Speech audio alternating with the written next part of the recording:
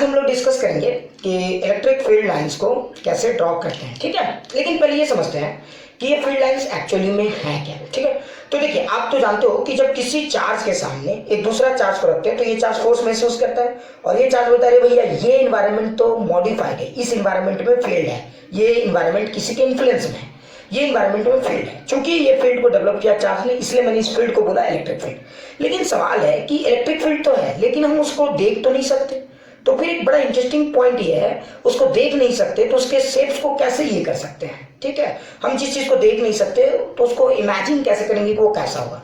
तो electric field lines basically electric field के ही visualise करने का, ग्राफिकली विजुअलाइज करने का एक बहुत ही अच्छा टेक्निक है, ठीक है।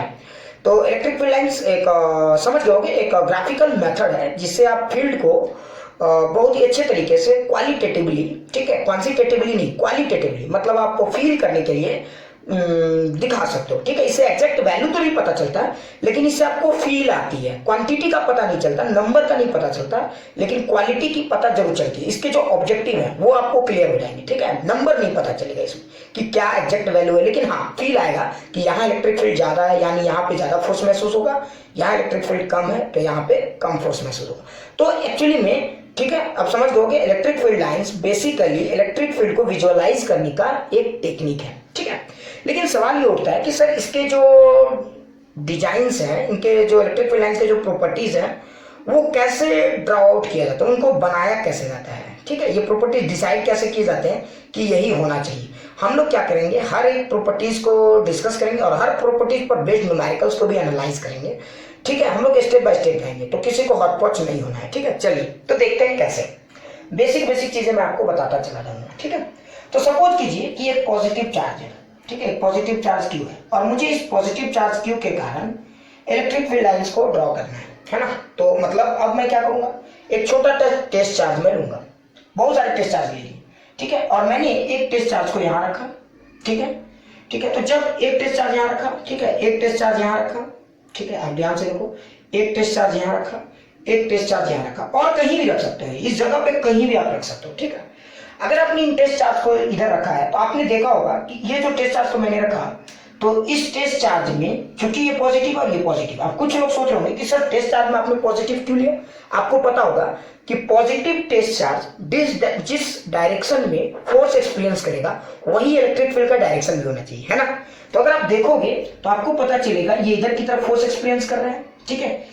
क्यों? क्योंकि ये पॉजिटिव चार्ज इस पॉजिटिव चार्ज को इधर धक्का लगाएगा, ये पॉजिटिव चार्ज इस पॉजिटिव चार्ज को इधर की तरफ धक्का लगाएगा, है कि नहीं, फोर्स एक्सपीरियंस करेगा। और ये पॉजिटिव चार्ज इसको इधर की तरफ धक्का लगाएगा और ये पॉजिटिव चार्ज इसको इधर की तरफ धक्का लगाएगा। मतलब अगर देखोगे तो ये फोर्सेस है जो इन चार्जेस पे लग रहे हैं। लेकिन अगर आप चाहो तो इनको इलेक्ट्रिक फील्ड में भी कन्वर्ट कर सकते हो, है ना। क्यों?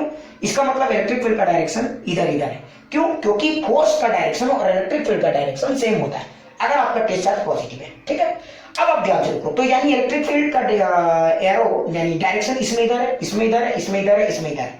अब ध्यान से देखो, तब क्या होगा अगर इन्हीं फील्ड लाइंस को पीछे की तरफ एक्सटेंड करते हैं, तो आप ऑब्जर्व करोगे कि जब इन्हीं फील्ड लाइंस को पीछे की तरफ एक्सटेंड करेंगे तो आपको दिखेगा कि ये फील्ड लाइंस एक जगह जाके टकरा रहे हैं, है ना, और ये फील्ड लाइंस एक जगह जाके कन्वर्ज हो रहे हैं, ठीक है, मतलब एक जगह जाके मिल रहे हैं। तो आपको ऐसा लगेगा कि ये वो पॉइंट है जहां से, अब आप ध्यान से देखिए, आप इसको उल्टा कीजिए, मैंने क्या किया, इसको पीछे की तरफ एक्सटेंड ये किया है, लेकिन अब आप इसको सोचिए, यहां से अगर आपको कह सकते हो तो ऐसा महसूस होगा कि जैसे यहां से इलेक्ट्रिक फील्ड लाइंस निकल रहे हैं। ध्यान से देखिए, तो आप ऐसा कह सकते हो कि अगर एक पॉजिटिव चार्ज है, ठीक है, तो यहाँ पे देखो इलेक्ट्रिक फील्ड लाइंस पीछे की तरफ मिल रहा था, तो यानी कि कहीं ना कहीं इलेक्ट्रिक फील्ड लाइंस कहीं से निकल रहा है ना, और वो वहां से निकल रहा है जहां पे कि आपका चार्ज है, ठीक है। तो देखिए इलेक्ट्रिक फील्ड लाइंस, चूंकि ये पॉजिटिव चार्ज है, तो देखो पॉजिटिव चार्ज में इलेक्ट्रिक फील्ड लाइंस कैसे निकल रहा है, ऐसे ध्यान से देखो, इसमें इधर है, इसमें इधर, इसमें इधर, इसमें इधर। तो हम कह सकते हैं कि पॉजिटिव चार्ज से इलेक्ट्रिक फील्ड लाइंस चारों तरफ निकलते हैं ना। अगर आप ऐसा मानते हो तो मान लो एक ऐसा भी तो हम बोलना सही है, अगर निकल रहा है तो इधर भी निकल होगा, बिल्कुल सही है। तो यहाँ पे अगर आप एक चार्ज रखोगे तो उसमें भी इधर की तरफ फोर्स लगेगा, मतलब ये बिल्कुल सही है। तो हम ऐसा कहते हैं कि electric field lines originate from positive charges, ठीक है, इलेक्ट्रिक फील्ड लाइंस जो है वो पॉजिटिव चार्जेस में ओरिजिनेट करता है। अब अगर आप इसको फील करो तो ये सही है। सोचो कैसे, अगर ये हमारा पॉजिटिव चार्ज है और इसमें से इलेक्ट्रिक फील्ड लाइंस ओरिजिनेट कर रहे हैं, तो अब आप किसी भी चार्ज पे दो तरीके से फोर्स निकाल सकते हो। एक फोर्स का मेथड कूलॉम्स लॉ, और एक दूसरा मेथड क्या है आपका इलेक्ट्रिक फील्ड का कंसेप्ट। तो इलेक्ट्रिक फील्ड एक्चुअली में बहुत ही नेसेसरी कंसेप्ट नहीं है, ठीक है, ये एक सुविधाजनक कंसेप्ट है, मतलब आपको ईज देता है, लेकिन ऐसा नहीं है कि अगर आपको इलेक्ट्रिक फील्ड नहीं आता है तो आप इलेक्ट्रोस्टैट नहीं जानते, ऐसा नहीं, ठीक है। तो आप सोचो कि अगर आपको फोर्स निकालना है किसी दूसरे चार्ज पर, तो अब आपके पास दो तरीका है, एक तो फोर्स का डायरेक्ट मतलब, या फिर आप कह सकते हो कि इसने अपने आजू बाजू में इलेक्ट्रिक फील्ड लाइंस को ये किया है, तो देखिए पॉजिटिव चार्जेस से इलेक्ट्रिक फील्ड लाइंस बाहर निकला है, ऐसा हम कह सकते हैं। तो ठीक है, तो electric field lines originate from positive charges, positive charges से इलेक्ट्रिक फील्ड लाइंस बाहर की तरफ निकले। अब आप सोचो अगर यहाँ पे बाहर निकला है तो कहीं पे भी एक चार्ज रखोगे तो आप देखोगे, तो यहाँ पे एक चार्ज रखे तो इसमें फोर्स का डायरेक्शन इधर होगा, यहाँ रखोगे तो देखो फोर्स का डायरेक्शन इधर होगा, यहाँ रखोगे तो देखो फोर्स का डायरेक्शन इधर होगा, और ये फुल्ली सेटिस्फाई कर रहा है कि forces are always acting along the line joining their centres. तो एक तो बात क्लियर हो गया कि पॉजिटिव चार्जेस से इलेक्ट्रिक फील्ड लाइंस बाहर की तरफ निकलता है ना। लेकिन नेगेटिव चार्जेस को लेकर हमारा और आपका क्या ख्याल है, तो थोड़ा सा देख लेते हैं। तो पॉजिटिव चार्ज से इलेक्ट्रिक फील्ड क्या होता है, बाहर की तरफ निकलता है ना। तो ये हमारा बहुत ही बेसिक है। लेकिन दूसरा नेगेटिव चार्ज को देखते हैं। अगर मान लीजिए कि हमारे पास एक -q चार्ज है, ठीक है, और मैं इसके फील्ड लाइंस को ड्रॉ करना चाहता हूँ, तो फिर से क्या करेंगे, क्योंकि हम इसके फील्ड लाइंस को ड्रॉ करना चाहते हैं तो फिर से हम एक पॉजिटिव चार्ज रखेंगे। क्यों? क्योंकि पॉजिटिव चार्ज में फोर्स जो एक्सपीरियंस होगा वही इलेक्ट्रिक फील्ड का डायरेक्शन होगा। तो चलिए एक पॉजिटिव चार्ज यहाँ रखते हैं, टेस्ट चार्ज, एक छोटा सा टेस्ट चार्ज यहाँ रखते हैं, एक छोटा सा टेस्ट चार्ज यहाँ रखते हैं। अब हम दो ही लेते हैं। तो देखिए अगर आप इस छोटे से टेस्ट चार्ज को देखेंगे तो इसमें फोर्स का डायरेक्शन किधर दिखेगा, इधर की तरफ, है ना। तो ये आपका फोर्स का डायरेक्शन है। इसमें भी देखोगे तो फोर्स का डायरेक्शन इधर की तरफ दिखेगा। और भी आप ले सकते थे बहुत सारे पॉइंट्स, आप यहाँ पे भी रख सकते थे +q, ठीक है। इसमें भी देखोगे तो फोर्स का डायरेक्शन इधर है, क्योंकि इक्वल डिस्टेंस है। तो मैग्नीट्यूड वगैरह पे अभी हम बहस नहीं कर रहे हैं, हम सिर्फ कंसेप्ट पे बहस करें, ठीक है। अच्छा अगर आप सोचो तो फोर्स का डायरेक्शन इधर, फोर्स का डायरेक्शन इधर इधर। अच्छा ये जो भाई साहब है चूंकि पॉजिटिव है तो फोर्स तो इधर महसूस कर रहे हैं, तो इलेक्ट्रिक फील्ड का भी डायरेक्शन उधर ही होगा जिधर ये फोर्स महसूस कर रहे हैं। अब आप ध्यान से देखो, अगर आप इन इलेक्ट्रिक फील्ड लाइंस को आगे की तरफ एक्सटेंड करते हो तो देखो ये फिर मिल रहे हैं। मतलब इलेक्ट्रिक फील्ड लाइंस को अगर आप आगे और पीछे एक्सटेंड करते हो तो कहीं ना कहीं वो मिलते हैं, और वो वहां मिलते हैं जहां पे कोई सोर्स चार्ज है। ये बात तो क्लियर। मतलब इलेक्ट्रिक फील्ड लाइंस तभी जाके कहीं मीट करेंगे, तभी जाके कहीं खत्म होंगे या जनरेट होंगे जहां पे जब कभी भी कोई चार्ज होगा। पहला पॉइंट, ठीक है। ये तो एकदम बहुत इंपॉर्टेंट पॉइंट है, यहां तक समझ में आ गया। तो ये देखो यहाँ पे जाके खत्म हो रहा है ना।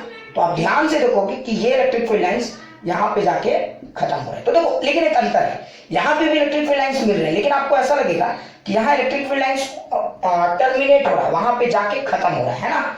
तो ध्यान से देखो, तो यहाँ पे इलेक्ट्रिक फील्ड लाइंस जाके क्या हो रहा है, खत्म हो रहा है। तो हम ऐसा कह सकते हैं कि निगेटिव चार्ज जहां पे होता है तो यानी यहाँ पे भी इलेक्ट्रिक फील्ड लाइंस आते हैं, लेकिन यहाँ पे इलेक्ट्रिक फील्ड लाइंस, ठीक है, टर्मिनेट होते हैं। तो इलेक्ट्रिक फील्ड लाइंस में नेगेटिव चार्जेस में electric field lines always terminate, है ना, इन नेगेटिव चार्जेस। एक और इंटरेस्टिंग पॉइंट आपने क्या देखा, आपने ऑब्जर्व किया होगा कि फील्ड लाइंस तभी डिसअपीयर होंगे, तभी किसी जगह पे गायब हो जाएंगे जहां पे कोई चार्ज होगा, है ना। अदरवाइज वो फील्ड लाइंस कंटिन्यूअस रहेंगे, ठीक है, क्योंकि वो हर जगह पे रहेंगे।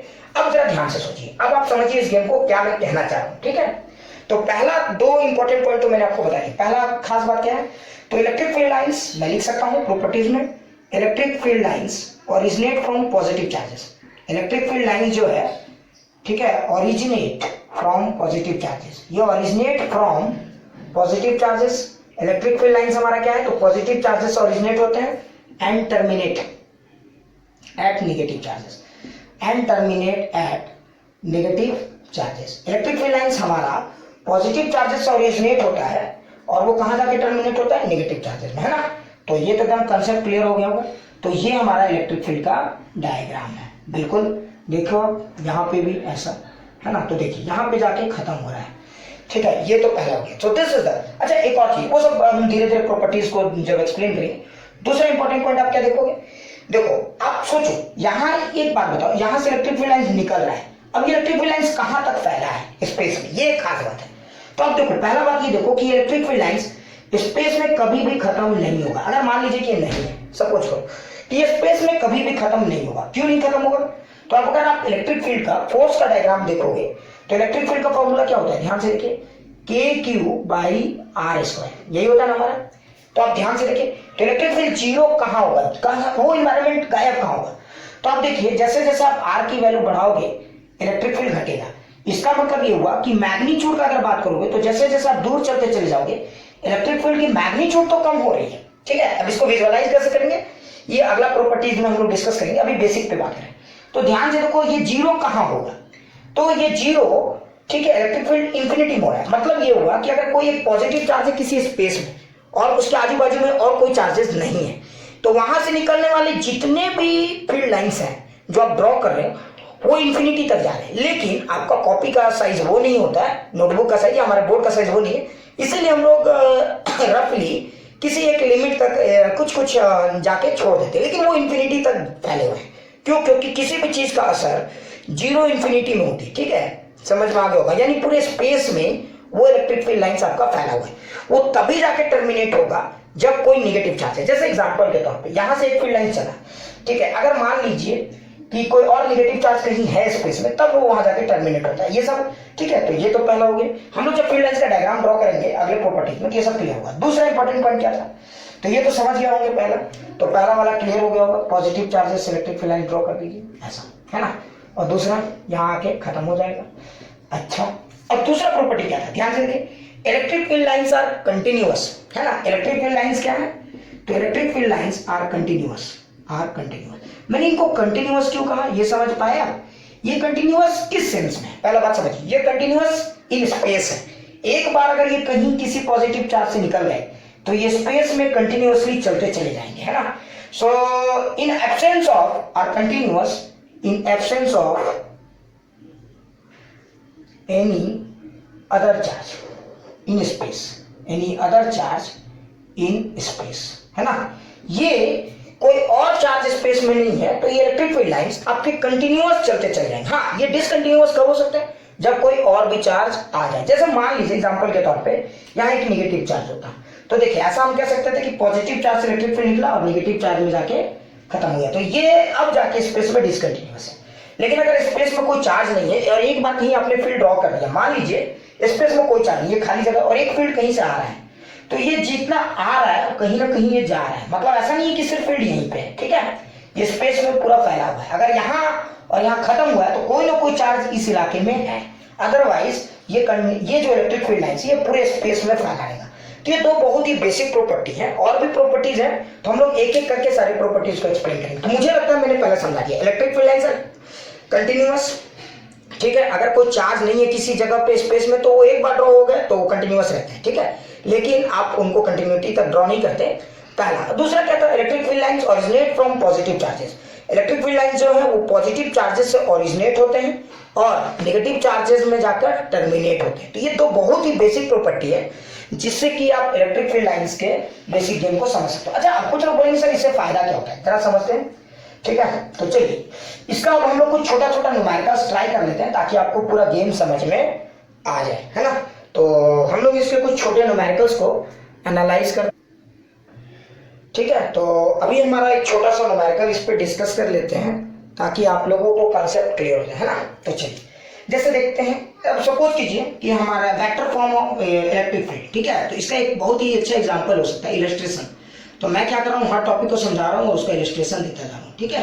तो इलस्ट्रेशन हम लोग देखेंगे, ठीक है ना। तो इलस्ट्रेशन में पहला हम लोग देखेंगे vector form of electric field, vector form of electric field, ठीक है। इलेक्ट्रिक फील्ड को हम लोग वेक्टर फॉर्म में कैसे लिखते हैं, तो मैं दो एग्जाम्पल से आपको समझा रहा हूँ। जैसे ध्यान से देखिए, अब समझिए कि मान लीजिए कि कोई चार्ज है आपका, पॉजिटिव चार्ज कहीं स्पेस में है और इसकी चार्ज वैल्यू आपको कुछ भी दे दी गई है। एग्जाम में क्या करना है, आपको वैल्यू पुट कर लेना, ठीक है।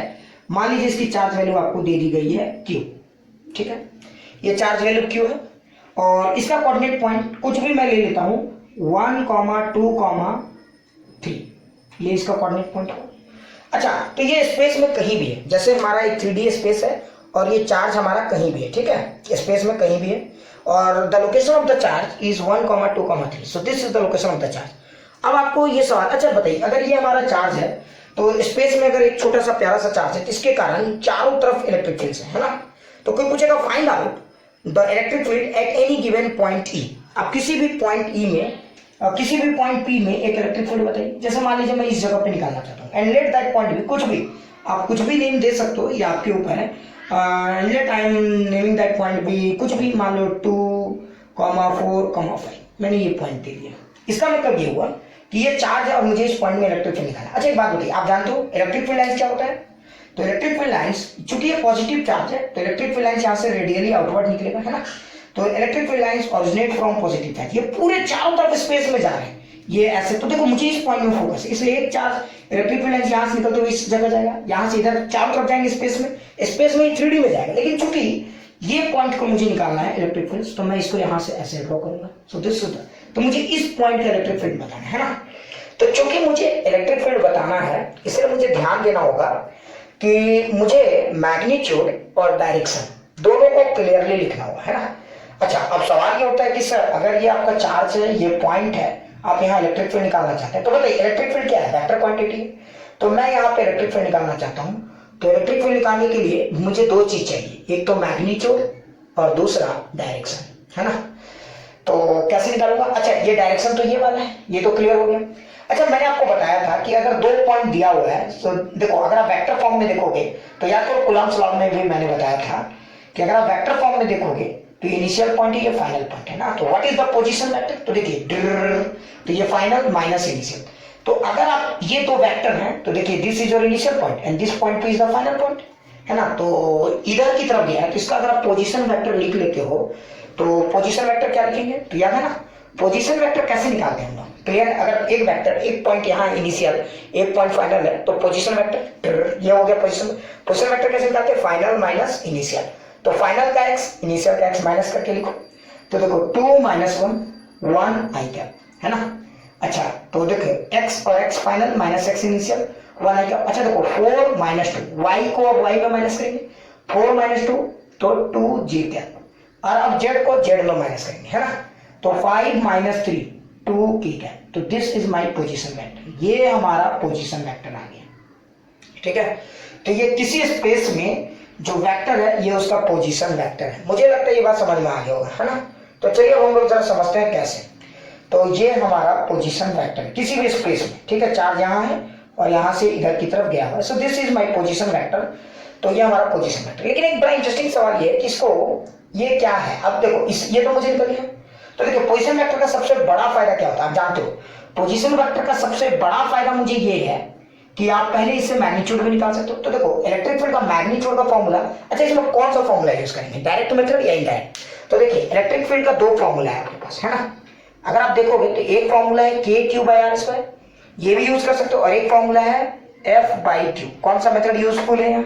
तो देखिए आपको चार्ज का डायरेक्ट वैल्यू दिया हुआ है, तो ये फॉर्मूला बहुत ही यहाँ पे काम का है। मैंने बताया था अगर आपको कहीं पे ई दिया रहता, फोर्स दिया रहता, तो अगर वो सोर्स नहीं दिया रहता तब ये मेथड काम करता। तो मुझे तो ये मेथड यहाँ पे यूजफुल दिख रहा है, क्यों? क्योंकि सोर्स चार्ज दिया हुआ है। तो मैं इस फॉर्मूला को डायरेक्ट लिखूंगा, के क्यू की जगह मैं क्या लिखूंगा? तो क्यू का अगर चार्ज वैल्यू दिया होता तो सारे charge value by r² magnitude. अच्छा ये r कौन सा है? तो इन दोनों पॉइंट के बीच का डिस्टेंस। अच्छा ये r कितना है? तो देखिए अगर ये पोजीशन वेक्टर है तो इसका मैग्नीट्यूड इसका r है ना, ये r है। तो अगर आप इसका मैग्नीट्यूड को देखोगे तो पोजीशन वेक्टर का मैग्नीट्यूड ही आपका r है। और अगर आप इसको सॉल्व करोगे तो √1 का स्क्वायर प्लस 2 का स्क्वायर प्लस 2 का स्क्वायर एंड दैट इज √9, और ये वैल्यू आपका आएगा 3, है ना। तो ये वैल्यू आपका आया 3, तो इसका मतलब ये 3 का स्क्वायर हो गया। सो देखिए मैग्नीट्यूड तो निकल गया। लेकिन सर व्हाट्स अबाउट डायरेक्शन? आप डायरेक्शन कैसे निकालेंगे सर? यही सोच रहे होगे। अच्छा आप डायरेक्शन को सोचोगे तो ध्यान से देखो डायरेक्शन क्या है, तो डायरेक्शन भी तो यही है। तो देखो पोजीशन डायरेक्शन कैसे निकालते हैं? तो ई क्या? तो डायरेक्शन निकालने के लिए हम लोग क्या करेंगे? समझ में आ गया होगा। तो डायरेक्शन निकालने के लिए position vector divided by magnitude of the vector. किसी वेक्टर का अगर इस वेक्टर का आपको डायरेक्शन निकालना हो तो कैसे निकालते हैं? याद है ना यूनिट वेक्टर। तो यूनिट वेक्टर कैसे निकालते हैं? Vector divided by the magnitude. तो इस वेक्टर को लिख लो 1i cap plus 2j cap plus 2k cap divided by magnitude of this vector. इस वेक्टर का मैग्नीट्यूड कितना है? तो 3। अब आप इसको सॉल्व कर सकते हो। तो यही हो गया आपका vector form of electric field, है ना। इस तरह से मैंने इस चार्ज का इलेक्ट्रिक फील्ड निकाल दिया, ठीक है। मुझे लगता है ये मैंने समझा दिया है। Very good. अच्छा अब आप सोचो ये पॉजिटिव चार्ज था, अगर इसी की जगह ये नेगेटिव चार्ज होता तो क्या होगा? कुछ नहीं होता। आप ध्यान से सोचो अगर ये नेगेटिव चार्ज होता। अच्छा चलो एक न्यूमेरिकल इस पे भी कर देते हैं। जिन लोगों को आता है वो लोग क्या करेंगे? फास्ट कर करके आगे बढ़ा सकते हैं, ठीक है। तो ऐसा कुछ नहीं है, मैंने पहले बताया हुआ कि मैं हर पार्ट को कवर करूंगा, इसीलिए मैं क्या कर रहा हूँ, ठीक है। तो चलिए एक नेगेटिव चार्ज को भी लेकर हम इसको समझा देते हैं। मान लीजिए कि हमारा एक नेगेटिव चार्ज है ना। तो इसको कैसे एनालाइज करेंगे? मान लीजिए कि एक हमारा नेगेटिव चार्ज है -q, ये कहीं भी हो सकता है स्पेस में, कहीं भी स्पेस में है। और इसका कोऑर्डिनेट पॉइंट आपको दे दिया गया, आप कुछ भी ले सकते हो, 2 -4, 6, ठीक है, ये इसका कोऑर्डिनेट पॉइंट है।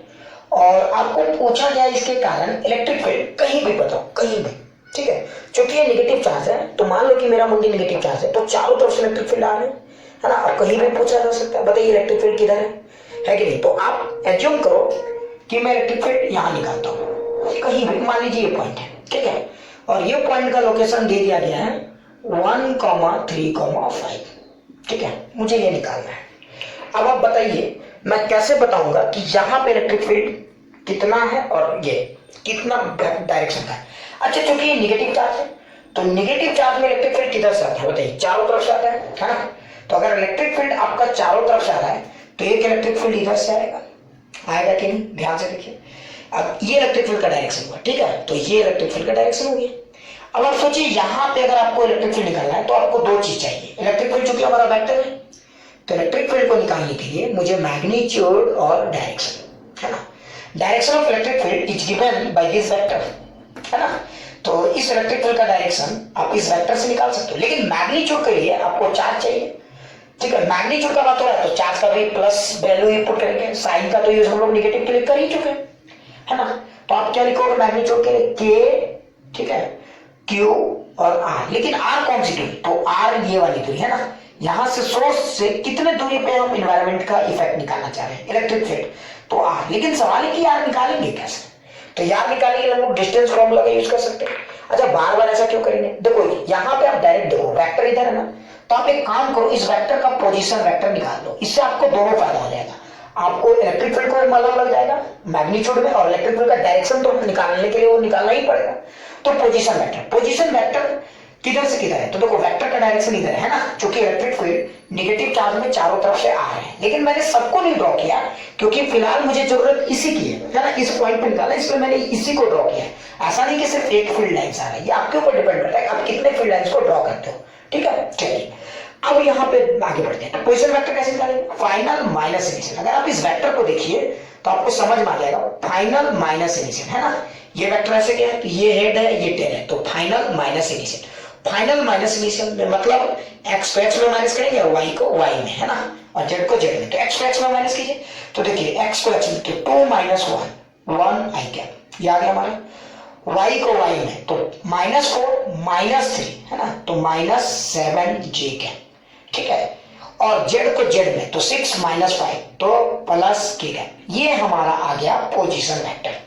तो मतलब इस वेक्टर का ये हमारा पोजीशन वेक्टर। लेकिन सवाल है सर इलेक्ट्रिक फील्ड निकालना है, सर आप भटका रहे हो। नहीं, बिल्कुल टेंशन मत लो।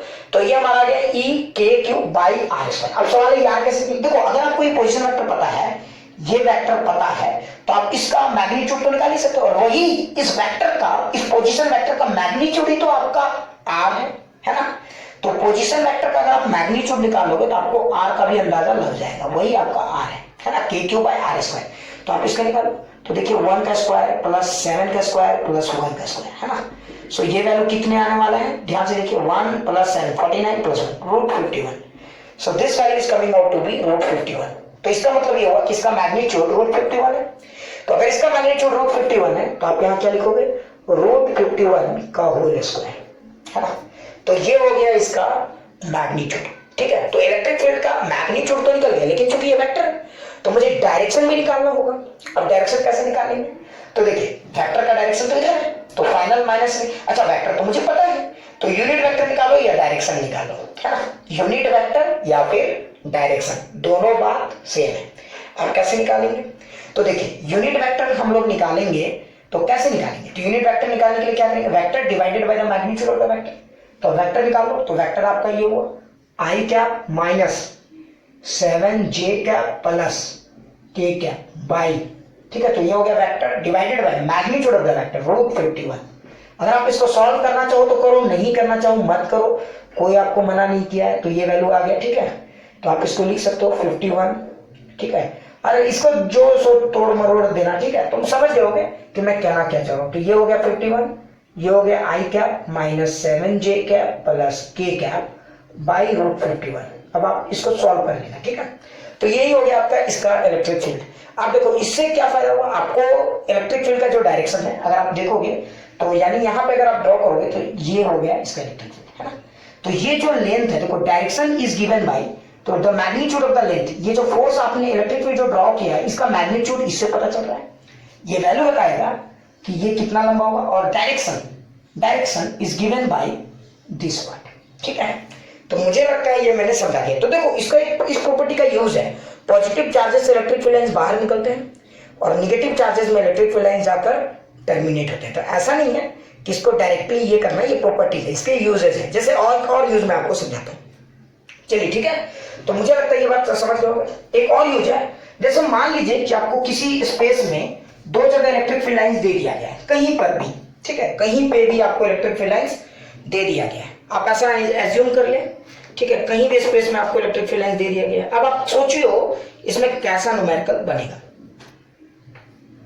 एक और बहुत ही अच्छा न्यूमेरिकल इस टॉपिक पर देख रहे हैं हम लोग, थोड़ा सा एनालाइज करेंगे। मान लीजिए कि कोई दो पॉइंट है, उस दो पॉइंट पे इलेक्ट्रिक फील्ड के बारे में कुछ आइडिया आपको दिया हुआ है, इलेक्ट्रिक फील्ड का डायरेक्शन दिया हुआ है, मैग्नीट्यूड दिया हुआ है। तो आपसे ये भी सवाल पूछा जा सकता है कि बताइए कि चार्ज का लोकेशन कहाँ है, और खास करके ये न्यूमेरिकल्स मैथ्स वाले बंदों से थोड़ा ज्यादा कंफर्टेबली समझ में आएगा उनको, ठीक है, उनके लिए थोड़ा कंफर्टेबल है ये न्यूमेरिकल्स। तो थोड़ा सा अच्छे से देखते हैं, ठीक है। चलिए जैसे इस न्यूमेरिकल को एनालाइज कीजिए। मान लीजिए कि मेरा एक एक्स वाई एक्सिस है, ठीक है, 2 डायमेंशनल प्लेन की हम बात करें, और मान लीजिए कि हमने एक पॉइंट लिया 1,4, ठीक है। तो 1,4 ये पॉइंट, यानी यहाँ पे इलेक्ट्रिक, ये 1,4 एक पॉइंट है, ठीक है, 1,4 ये 1,4 है, ठीक है। यहाँ पे इलेक्ट्रिक फील्ड का अलोंग दे दिया गया कि at point 1,4 electric field is along 3i cap plus 4j cap. 1,4 पे इलेक्ट्रिक फील्ड किधर है, तो 3i cap plus 4j cap पे, ठीक है, 3i cap plus 4j cap पे है। तो electric field is along 3i cap plus 4j cap, है ना। और एक और पॉइंट दिया है एट एनी पॉइंट 2,3, मान लीजिए ये 1,4 हो गया, ठीक है, तो ये आपका 1,4 हो गया, 1 4, है ना। तो 2,3, तो 2,3, तो यानी ये पॉइंट यहाँ, है ना। तो 2,3 ये पॉइंट आप कहीं यहाँ ले सकते हो, ठीक है। तो ये जो पॉइंट है एट 2,3, ये पॉइंट कौन सा है, 2,3, ठीक है। इस जगह पे भी आपको इलेक्ट्रिक फील्ड दे दिया गया, ठीक है। ये 3, ये 2 है, ये 3 है, तो आप समझ गए होंगे ये 1 है, ये 4 है ना। इस जगह पे भी इलेक्ट्रिक फील्ड दिया गया है, ठीक है। और इलेक्ट्रिक फील्ड जो है वो दैट इज अलोंग, ठीक है, 4i cap plus 3j cap, ये हमारा इलेक्ट्रिक फील्ड है।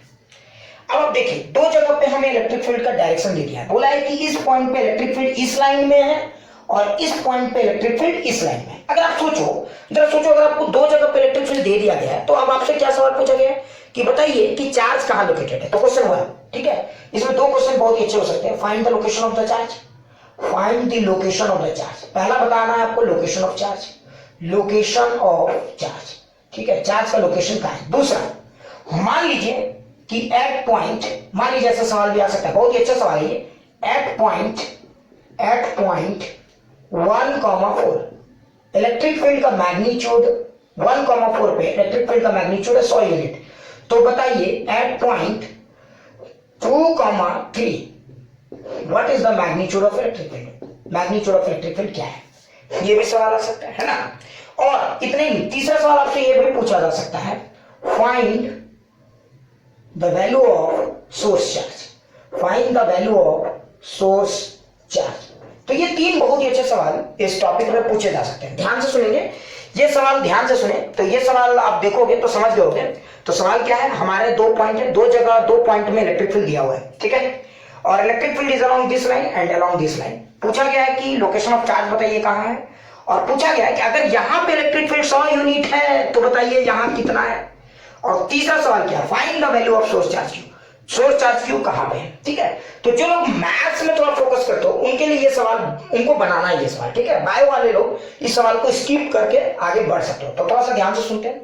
अच्छा अब आप सोचिए, अगर आप सोचिए अगर ये दो चार्ज है हमारे, ठीक है, तो दो चार्ज अगर है तो दो इलेक्ट्रिक फील्ड दिया हुआ है।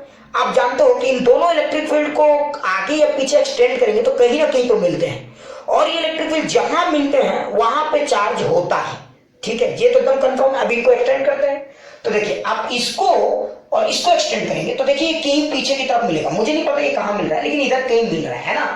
तो इसको पीछे एक्सटेंड किया और इसको पीछे एक्सटेंड किया, ये दोनों कहीं मिल रहे हैं। अच्छा, जहां मिल रहे हैं उससे क्या पता चल रहा है, ये दोनों वहां से निकल रहे हैं। ध्यान से देखिए, इसको पीछे एक्सटेंड करेंगे तो कुछ ऐसा लग रहा है ना, तो ये जहां पे भी मिल रहे हैं ये वहां से कहीं निकल रहे हैं, तो मतलब सोर्स चार्ज पॉजिटिव है और इधर ही कहीं है, इसी इलाके में कहीं है।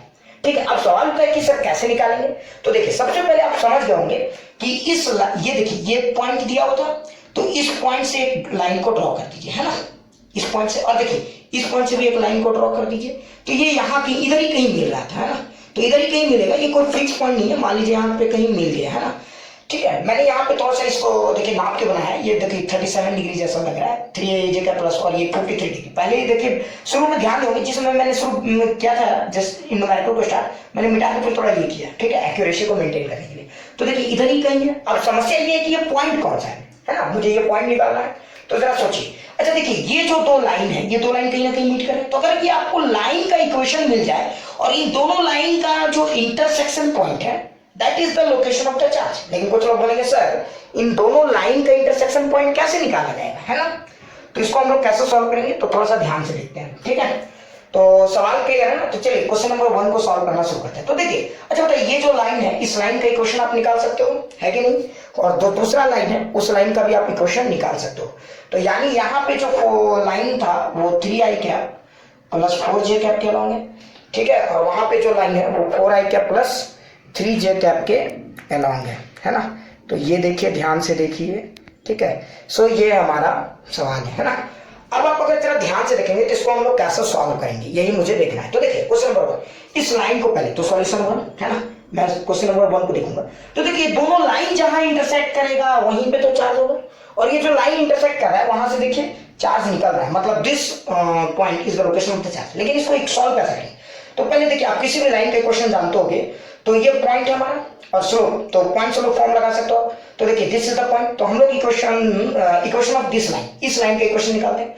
तो देखिए ये पॉइंट है, तो y minus 4 by x minus 1, ये हो गया।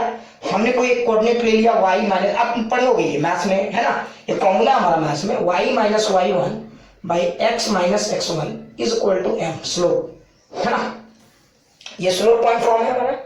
ठीक है, तो देखिए हमको स्लोप दिया हुआ है, पॉइंट दिया हुआ है, तो स्लोप पॉइंट फॉर्म यूज करेंगे। तो y minus 4 by x minus 1 is equal to what is the slope of this line, तो इसको इसका एंगल निकालेंगे। तो देखिए एंगल तो आपको पता चल जाएगा, y एक्सिस, याद कीजिए किसी भी वेक्टर का अगर आपको 3i cap plus 4j cap दिया हुआ है तो उसका y एक्सिस कितना है 4 और x एक्सिस, तो देखिए tan theta is equal to 4/3, तो इसका स्लोप है हमारा 4/3। So this is my question number 1। तो इस लाइन का इक्वेशन मुझे निकल गया, है ना, ये हमारा लाइन का इक्वेशन है। ठीक है, अगर ये हमारा लाइन का इक्वेशन है, इसको हम सॉल्व करते हैं। ठीक है, तो ये वैल्यू मुझे भी नहीं पता, इसलिए मैं एग्जैक्टली इसको सॉल्व ही कर लेता हूँ, ऐसे मैं बहुत कम सॉल्व करता हूँ। y minus 4 is equal to 4/3 into x minus 1। तो अगर आप इसको थोड़ा और लिटिल बिट अरेंज करेंगे तो y का वैल्यू आ जाएगा 4 प्लस 4/3 इंटू एक्स माइनस 1। तो ये हमारा आ गया इक्वेशन ऑफ दिस लाइन।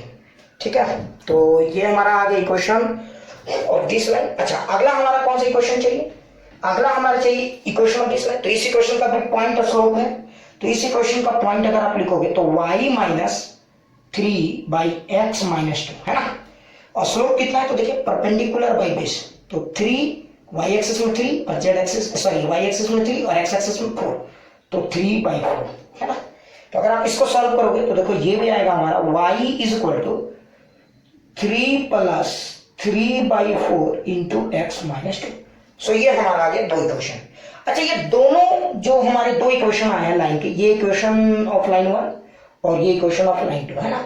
आप जानते हो अगर दो लाइन का कोई इंटरसेक्शन पॉइंट निकालना है तो दोनों को सॉल्व करेंगे, उसमें x और y का जो भी वैल्यू इन दोनों के लिए सेटिस्फाई करेगा वही इन दोनों लाइन का इंटरसेक्शन पॉइंट होगा, है ना, और वही लोकेशन ऑफ चार्ज भी होगा। अब इन दोनों लाइन को सॉल्व कैसे करेंगे, तो दोनों लाइन का y सब्स्टिट्यूट कर देते हैं यहाँ और यहाँ। तो देखिए इसका तो हम दोनों का y कॉमन, तो इसका y को क्या लिखेंगे, थोड़ा सा लिख देता हूँ मैं, 4 प्लस 4/3 इंटू एक्स माइनस 1, और इसके y को क्या लिखेंगे 3 प्लस 3/4 इंटू एक्स माइनस 2। ठीक है, अगर हम इसको सॉल्व करते हैं इसको, ठीक है, ये देखिए ये वाला एक y का पार्ट है, इसका y का ये है, ठीक है, तो ये आ गया, ये पूरा आ गया हमारा। अब अगर आप इसको सॉल्व करेंगे तो देखिए 4 माइनस 3, तो इधर आ जाएगा 1, ठीक है, और ये हो गया 1 और आपको इधर ठीक है इसको आप कुछ भी लिख सकते हो 4 माइनस 3 1 प्लस ये हो गया 4/3x minus 4/3 is equal to इधर बच गया 3/4x माइनस ये हो गया 3 तो 6/4 है ये हो गया हमारा। अब इसको सॉल्व करो तो देखो ये 4/3x माइनस 3/4x एक तरफ ले आओ 4/3x minus 3/4x is equal to कितना है सारा उधर ले जाओ तो 4/3 माइनस 6/4 माइनस 1। अब आप इसको सॉल्व करो ठीक है। तो अगर आप इस वैल्यूज को सॉल्व करोगे थोड़ा सा लेंदी हो रहा होगा लेकिन आप समझ रहोगे मैथमेटिकली ये सवाल बहुत इंपॉर्टेंट है ठीक है। तो थोड़ा सा हम लोग समझते हैं यहाँ तक क्लियर। अच्छा आगे देखते हैं।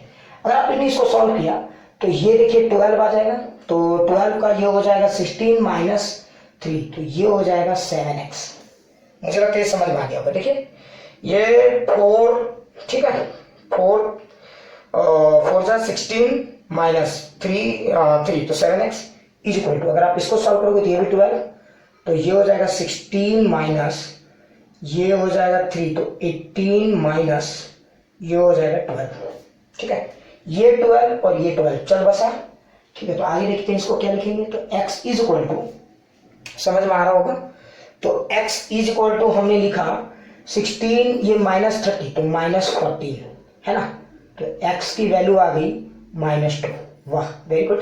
तो यानी x की वैल्यू हमारी आ गई -2 तो मतलब ये हुआ कि हमारा चार्ज -2 पे है एक तो x की वैल्यू निकल गई तो the value of x is equal to -2 ठीक है। मतलब ये सही फीलिंग आ रहा है इधर ही कहीं। दूसरा अगर हमारा चार्ज का location x is equal to -2 है तो अगला अब आपको ये सोचना है कि ठीक है x तो निकल गया y कैसे निकलेगा तो y किसी में भी सॉल्व पुट करके निकाल सकते हैं हम लोग। तो y के लिए मैं किसी को भी यूज कर सकता हूँ ठीक है। तो x तो आ गया अब y को सॉल्व करते हैं ना तो y को इसी के लिए सॉल्व करते हैं तो y इज इक्वल टू क्या लिखेंगे 4 प्लस 4/3 अच्छा x की जगह क्या लिखेंगे -2 -1। अगर आप जरा ध्यान से देखोगे तो 4 प्लस 4/3 -3 अरे वाह 4 ये कैंसिल -4 0 मतलब यही वो पॉइंट है। तो ये पॉइंट है 0, -2 सो this is the location of the charge है ना। तो पहला सवाल का हमारा आंसर आ गया। तो पहला सवाल क्या था हमारा find the location of the charge. तो देखिए पिक्चरली ग्राफिकली भी यही चीज सपोर्ट हो रहा है और हमें यही बात का अंदाजा भी लग रहा है कि चार्ज जो लोकेटेड है वो 0, -2 में। तो पहला सवाल का आंसर आ गया location of the charge is 0, -2। तो पहला सवाल हो गया। अच्छा दूसरा सवाल क्या है ध्यान से देखिए तो क्वेश्चन नंबर 1 का आंसर आ चुका है ना। लोकेशन ऑफ चार्ज कहाँ है हमारा तो लोकेशन ऑफ सोर्स चार्ज कहाँ पे है बाबू तो location of source charge is at 0, -2। अच्छा दूसरा सवाल देखिए पूछा है at point 1,4 E is equal to 100 ठीक है। तो अच्छी बात बताइए यहाँ पे इलेक्ट्रिक फील्ड का वैल्यू 100 है तो let that be E1 and let that be E2। अच्छा एक बात बताइए E1 का फॉर्मूला क्या लिखेंगे तो 100 तो E1 अच्छा ये 100 है तो E1 इज इक्वल टू ध्यान से देखिए चार्ज अच्छा Q तो ये है मान लीजिए मुझे नहीं पता तो let that is KQ। Distance के जगह क्या लिखेंगे ये वाला इस चार्ज यहाँ पे है तो ये R1 दूरी है तो देखिए दूरी कैसे निकाला जाएगा है ना। तो आप अगर जरा ध्यान से देखें सॉरी 0, -2 नहीं -2,0 एक्स एक्सिस है ना -2,0 बाय मिस्टेक ये ठीक है। तो एक्स एक्सिस में ठीक है। अच्छा अब आगे देखिए ये दूरी कितना है तो ध्यान से देखिए ये 1 है -2 तो ये दूरी को आप निकाल सकते हैं। तो this distance formula 1 minus of -2 तो 3 तो 3i cap plus 4j cap. अरे वाह ये तो वही वेक्टर हो गया। तो ये दूरी देखो 3i cap plus 4j cap है ना। तो अगर ये 3i कैप तो इसका मैग्नीट्यूड है 5 तो ये 5 का स्क्वायर। अच्छा E2 की जगह क्या लिखेंगे तो ध्यान से देखिए KQ मुझे इलेक्ट्रिक फील्ड निकालना है तो E1 is equal to KQ by this distance का स्क्वायर डिवाइडेड बाई KQ। अच्छा ये डिस्टेंस कैसे निकालेंगे तो देखिए ये 4 है ये -2 है तो देखिए एक्स एक्सिस तो ये पॉइंट हमारा कितना था ये पॉइंट दिया हुआ है 3,2 है पॉइंट। तो देखिए ये दूरी कितना है तो 3 -2 है ना तो सॉरी 2,3 दिस पॉइंट इज 2,3 तो 2 देखिए ये पॉइंट चला गया तो 2 ऑफ -2 ये 4 हो गया है ना। तो x पार्ट हो गया आपका 4 और y पार्ट हो गया 3 ये भी 5 है तो यानी कि ये भी 5 का स्क्वायर। अच्छा एक बात बताइए इसका मतलब ये हुआ कि ये भी 5 यूनिट पे ये भी 5 यूनिट पे तो दोनों का डिस्टेंस तो सेम है। फिर भी मैं लिख देता हूँ ठीक है। देखिए अच्छा एक बात बताइए, अगर दोनों 5 यूनिट पे है तो अगर आप इसको सॉल्व करेंगे फर्दर तो आपको कितना मिलेगा, E1 की जगह 100 इज इक्वल टू के Q by 5 square divided by E2 की जगह मुझे वही निकालना है, E2 इज इक्वल टू के क्यू बाई 5 स्क्वायर। अब आप समझ लोगे, इसको मार्क कट करो, ठीक है।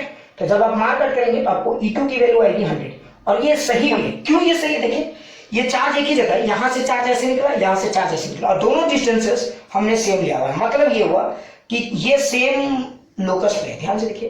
तो यानी ये भी 5 यूनिट पे, ये भी 5 यूनिट पे, इसीलिए आपको इलेक्ट्रिक फील्ड का मैग्नीट्यूड तो सेम आया लेकिन डायरेक्शन अलग अलग पॉइंट में अलग अलग आया, ठीक है। चलिए वेरी गुड। अब अच्छा, अब आप अगला सोचिए कि मुझे तो डायरेक्शन भी निकल गया, find the value of charge की, तो find the value of charge की तो आप निकाल ही सकते हो।